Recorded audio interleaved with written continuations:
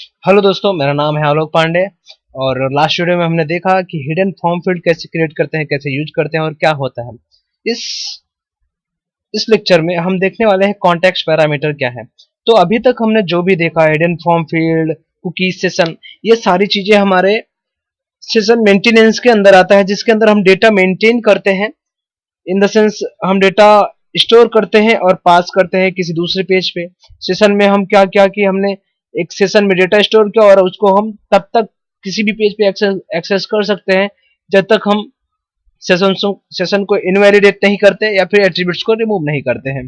तो same cookies में भी हमने वही किया। मैक्स अगर हमने टाइम सेट किया है तो इतनी देर में एक्सपायर हो जाएगा उतने टाइम में, या फिर हमें मैन्युअली इसको रिमूव करना पड़ता है, या फिर अपने कस्ट क्लाइंट जो हमारे यूजर्स होते हैं वो भी अगर ब्राउजर के कुकीज को ऑफ करके रखते हैं तो हमारा कुकीज में डेटा स्टोर नहीं होता है, और अगर स्टोर होता है तो हम उसे किसी भी पेज से उसको एक्सेस कर सकते हैं। हमारे प्रोडक्ट के किसी भी पेज से, सपोज 10 पेज है तो 10 में से किसी पेज से भी हम एक्सेस कर सकते हैं। हिडन फॉर्म फील्ड एक ऐसा फील्ड है जहां पे हमने अपना एक ऐसा फील्ड बनाया फॉर्म के अंदर जो कि हिडन रहता है, ब्राउजर पे शो नहीं होता है, बट कुछ वैल्यू स्टोर करता है। तो उस वैल्यू को हम किसी सेकंड पेज पे एक्सेस करने के लिए हमने देखा कि कैसे एक्सेस करते हैं। अभी हम कॉन्टेक्स्ट पैरामीटर देखेंगे। कॉन्टेक्स्ट पैरामीटर भी एक टेक्निक है जिसके द्वारा हम वैल्यू अपने प्रोजेक्ट में किसी भी पेज पे एक्सेस कर सकते हैं। कॉन्टेक्स्ट पैरामीटर ऐसा टेक्निक है जहां पे हम कुछ स्टैटिक वैल्यू यानी जो कांस्टेंट वैल्यू होता है वहां पे स्टोर कर देते हैं, और उस वैल्यू को अगर हमें अपने प्रोजेक्ट के किसी भी पेज से, वो सेशन हो या ना हो, वो रिक्वेस्ट हो या ना हो, मतलब किसी भी पेज से अगर हमें एक्सेस करना है तो हम कॉन्टेक्स्ट पैरामीटर में हम उसको सेट कर देते हैं। और एक कॉन्टेक्स्ट पैरामीटर में हम वैल्यू सेट करने के लिए अपने web.xml फाइल में क्रिएट करते हैं। उसे कैसे सेट करते हैं वो हम देख लेते हैं। तो कॉन्टेक्स्ट पैरामीटर का मेन उद्देश्य, मेन पर्पज यूज करने का ये है कि अगर तुम्हें कोई ऐसी वैल्यू है तुम्हारे पास जो हमें प्रोजेक्ट लेवल पे स्टोर करना है, प्रोजेक्ट लेवल पे एक्सेस करना है, मतलब हमारे प्रोजेक्ट में किसी भी पेज पे उसका यूज हो सकता है, तो ऐसी वैल्यू को हम अपने कॉन्टेक्स्ट, अपने वेब.एक्सएमएल फाइल में स्टोर करके रख देते हैं और वहां से हम उसको एक्सेस कर सकते हैं। चलो एक प्रोजेक्ट बना लेते हैं, वेब एप्लीकेशन। नेक्स्ट करते हैं। नेक्स्ट के अंदर हम उसका नाम देते हैं context, CONTEXT, context P। And then next करते हैं, फिनिश करते हैं डायरेक्ट, और हमारा प्रोजेक्ट यहाँ पे रेडी हो गया है। हम देख सकते हैं बाय डिफॉल्ट एक हमारा जो HTML का पेज आता है वो आ चुका है, तो उसका यूज नहीं है इस फील्ड में, इस प्रोजेक्ट में, तो हम उसको रिमूव कर दिया हमने। और हम देखते हैं हमारा जो प्रोजेक्ट है ये वाला है कॉन्टेक्स्ट P। इसके अंदर वेब पेजेस के अंदर वेब INF करके एक फोल्डर है जहाँ पे हमें एक XML फाइल क्रिएट करना पड़ता है। तो हमें दो फाइल लगने वाला है। एक सोर्स पैकेज के अंदर सर्वलेट यानी एक क्लास फाइल, सर्वलेट फाइल। तो हमें सर्वलेट पे यहाँ पे क्लिक करना है और एक सर्वलेट क्रिएट करना है। तो हमें क्या करना है, यहाँ पे इसका नेम देना है get context data, context data. Okay, तो सिंपल यहाँ पे फिनिश करते हैं। और अब हम चलते हैं अपने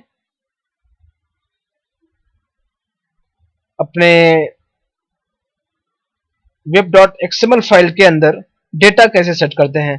तो हमने पहले दूसरे लेक्चर में देखा था कि हमारा जो मैपिंग का काम होता है हम web.xml में करते हैं, बट हमारा जो अब जो न्यू वर्जन्स का सर्वलेट आ रहा है, मैपिंग के साथ साथ एक नया कॉन्सेप्ट आ गया है एनोटेशन। एनोटेशन एक ऐसा फीचर है, शॉर्ट हैंड फीचर बोल सकते हैं हमारे सर्वलेट का, जहां कि हमें web.xml में हमारा URL पैटर्न वगैरह बनाने की जरूरत नहीं पड़ती। हम उसको यहीं पे डायरेक्ट क्रिएट कर सकते हैं। URL पैटर्न यहाँ पे आप देख सकते हो, गेट कॉन्टेक्स्ट डेटा, यहाँ पे हमारा URL पैटर्न क्रिएट हो चुका है। ठीक है, तो या तो web.xml फाइल के अंदर URL पैटर्न सेट करो, या फिर यहाँ पे हम सेट कर सकते हैं। तो हमारा web.xml जो हमारा XML फाइल है वो अभी क्रिएट नहीं हुआ है। उससे क्रिएट करने के लिए हम एक सिंपल ये पेज को डिलीट करके, या तो हम अगर फिर से बनाएं तो हम फिर से क्रिएट कर सकते हैं, मतलब हम सिर्फ डिप्लॉयमेंट डिस्क्रिप्टर पे क्लिक करना होगा। अदरवाइज मैन्युअली हमें web.xml क्रिएट करना होगा। web.xml अगर हम क्रिएट करने जाएंगे मैन्युअली तो हमें कुछ बाय डिफॉल्ट जो उसमें टैग्स आते हैं वो हमें फिर से लिखना पड़ेगा। तो वो एक टैग्स याद रखना बड़ी बात है, तो उससे अच्छा रहता है कि हम अपना जो एक्सएमएल एक सर्वलेट फाइल क्रिएट करते हैं, दैट टाइम हम डिप्लॉयमेंट डिस्क्रिप्टर पे क्लिक करके हम वेब डॉट एक्सएमएल क्रिएट कर लेते हैं। तो सबसे पहले यहाँ पे हमें क्या करना है, इसका फाइल का नेम देना है get context data and then next करो। यहाँ पे देख सकते हैं हमारा डिप्लॉयमेंट डिस्क्रिप्टर का इन्फॉर्मेशन आ गया, add information to deployment descriptor, ये एक web dot XML file create करेगा। अब हम फिनिश कर सकते हैं और अपने वेब आईएनएफ के अंदर जाके हम देख सकते हैं हमारा वेब डॉट एक्सएमएल क्रिएट हो चुका है। ठीक है, तो सिंपल हमारा जो भी वेब डॉट एक्सएमएल क्रिएट हुआ है उसके अंदर एक वेब ऐप टैग है, उसके अंदर हमें अपना कॉन्टेक्स्ट सेट करना है। तो हमें यहाँ पे सिंपली लिखना है क्या, context param CON context param, यहाँ पे देख सकते हैं कॉन्टेक्स्ट पैरम, एंड देन उसको हम क्लोज कर देते हैं स्लैश कॉन्टेक्स्ट पैरम। देन उसके अंदर हम नेम देते हैं पैरम नेम, ये हमारा टैग नेम है, तो इसको हम कुछ नेम दे सकते हैं जिससे हम इस नेम के थ्रू हम अपने कॉन्टेक्स्ट पैरम को एक्सेस करने वाले हैं। तो यहाँ पे हम लिख सकते हैं param name, param NAME param name, then इसको हम क्लोज कर देते हैं। ठीक है, अब हमारा वैल्यू सेट करना है इस वेरिएबल के अंदर, जो हम वैल्यू सेट करने वाले हैं इस टैग को यूज करके सेट करने वाले हैं। तो हम यहाँ पे सिंपल लिख देते हैं, हम जनरली JDBC का कनेक्शन क्रिएट करना है तो वो हम लिख सकते हैं इसके अंदर, जो कि हमें कहीं भी यूज होता है। तो एक JDBC कनेक्शन में जो हम URL पैटर्न यूज करते हैं वो डाल सकते हैं, या फिर कोई भी टेक्स्ट जो हमें किसी भी पेज से एक्सेस करना है वो डाल सकते हैं। तो यहाँ पे मैं सिंपली लिखता हूँ जावा 3.com, यहाँ पे हमने लिख दिया एंड इसको क्लोज कर दिया। तो हमारा यहाँ पे हमने सेट कर दिया, जैसे हम हिडन फॉर्म फील्ड में वैल्यू सेट कर देते हैं, सेम चीज यहाँ पे हम इस टैग के अंदर हमने सेट कर दिया। अब इस वैल्यू को हम अपने प्रोजेक्ट के कहीं से भी एक्सेस कर सकते हैं। तो हमने एक सर्वर बनाया है, उस पेज में हमें इसका वैल्यू रिटर्न करना है java 3.com। तो हम सिंपली अपने पेज में जाएंगे, शॉर्ट पेज में, और उस वैल्यू को फेच करने के लिए हम यहाँ पे डूगेट मेथड के अंदर फेच कर सकते हैं। सिंपल डूगेट,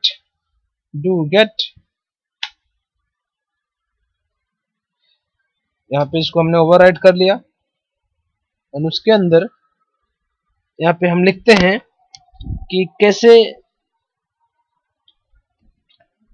हमारा कॉन्टेक्स्ट पैरम से जो डेटा फेच करने वाले हम कैसे फेच करते हैं। तो सिंपल यहाँ पे हमें क्या करना होगा, कॉन्टेक्स्ट पैरम का ऑब्जेक्ट बनाना पड़ेगा। कॉन्टेक्स्ट पैरम एक इंटरफेस है, तो home tab context param context,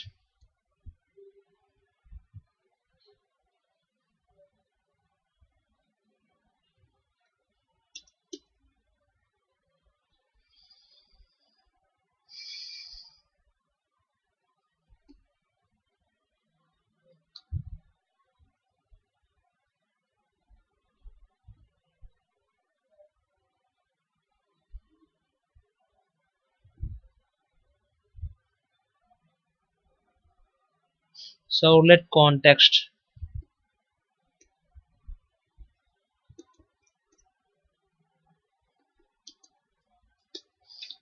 जो कि हमारा ये है सर्वलेट कॉन्टेक्स्ट। इसका कुछ नेम दे देते हैं, con equal to something servlet request dot get servlet context semicolon. अब हमारा ये सर्वलेट कॉन्टेक्स्ट के अंदर है, तो ये एक इंटरफेस है, वो हम भी चेक कर लेते हैं क्या है हमारा। ये देखो हमारा ये एक इंटरफेस है सर्वलेट कॉन्टेक्स्ट, और इसके अंदर बहुत सारे मेथड्स अवेलेबल हैं, जैसे गेट मेजर वर्जन।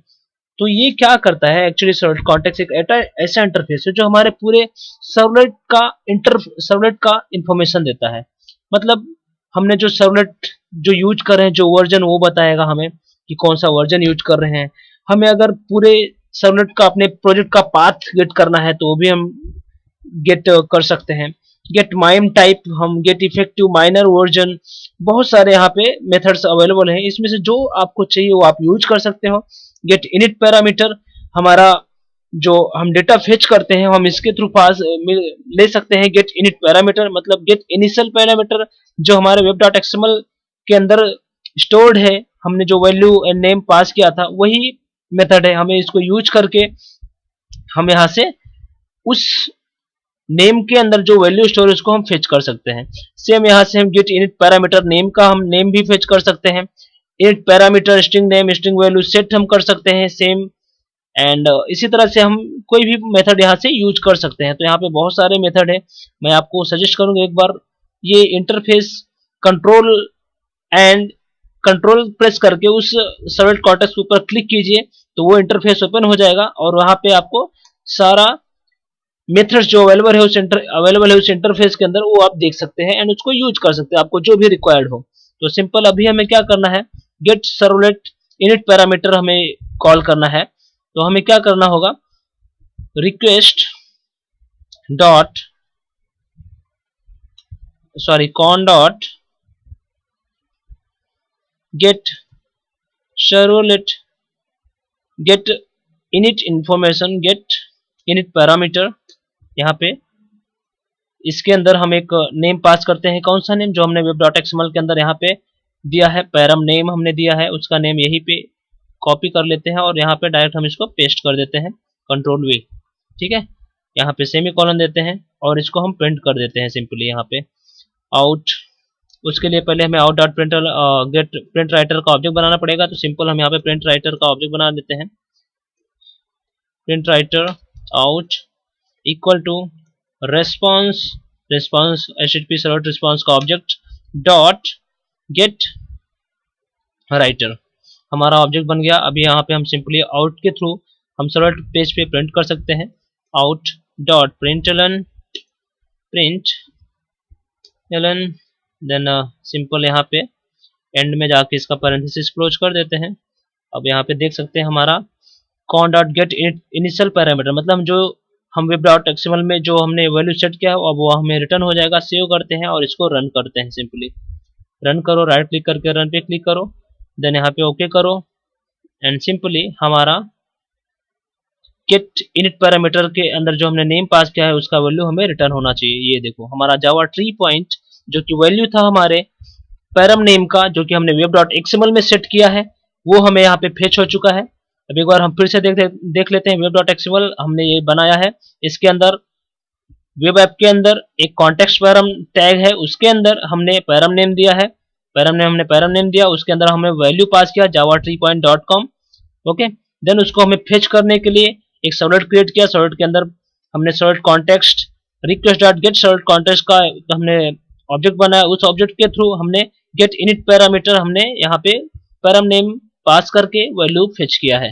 तो सिंपली इसका एम क्या है, ऐसे डेटा जो हमें ग्लोबली एक्सेस करने वाले हैं, जो हमें एक बार डिफाइन करना है और बार बार यूज करना है, ऐसे डेटा हम web.xml के अंदर स्टोर कर सकते हैं। और वो डेटा क्या क्या हो सकते हैं, जनरली वो हो सकता है तुम्हारे वेबसाइट का नेम, जो कि हम हर पेज पे वेबसाइट का नेम शो करते हैं जनरली, तो वो हम स्टोर कर सकते हैं। या फिर हम JDBC करेक्शन का जो हमारा JDBC का जो ड्राइवर नेम रहता है वो भी स्टोर कर सकते हैं, क्योंकि हमें वो भी एक्सेस करना रहता है।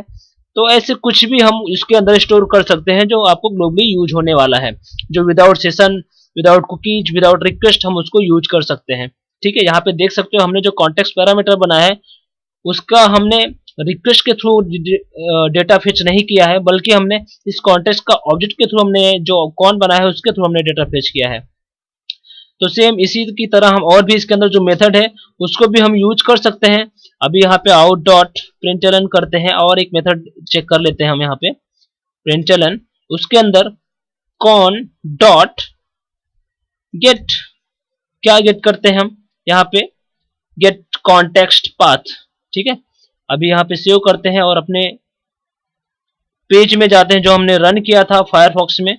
यहाँ पे देख सकते हैं F5 करते हैं, देखो हमारा कॉन्टेक्स्ट भी हमारे पैकेज का नेम था वो यहाँ पे शो हो रहा है। तो ऐसे बहुत सारे पेजेस हैं, मेथड्स हैं जो यूज करके आप अपने पेज को अंदर इंफॉर्मेशन गेट कर सकते हो। तो इस लेक्चर में हमने जो भी सिखाया उम्मीद है आपको समझ में आया होगा, और अगर आपको समझ में आया है तो आप इसको लाइक करना ना भूलें। अगर आपको नहीं समझ में आया है तो आप कमेंट सेक्शन में कमेंट करके आप पूछ सकते हैं, आपको जो भी नहीं समझ में आया है मैं उसका प्रॉपर एक्सप्लेन कर सकता हूं, या फिर अगर आपको कंप्लीटली नहीं समझ में आया तो मैं फिर से ये वीडियो डिलीट करके नया वीडियो बनाऊंगा और उसे और अच्छे तरह से एक्सप्लेन कर सकता हूं, अगर आपको नहीं समझ में आया है तो। और अगर आपने सब्सक्राइब नहीं किया है तो सब्सक्राइब कर लीजिए, जिससे आपको रिसेंट अपडेट्स मिलते रहे हमारे चैनल पे। जो भी अपडेट करूंगा मैं, कोई वीडियो अपलोड करूंगा तो आपको इन्फॉर्मेशन मिल जाएगा, तो आप उसको आसानी से देख सकते हैं। तो इस वीडियो में इतना ही, मिलते हैं नेक्स्ट वीडियो में। देखने के लिए धन्यवाद।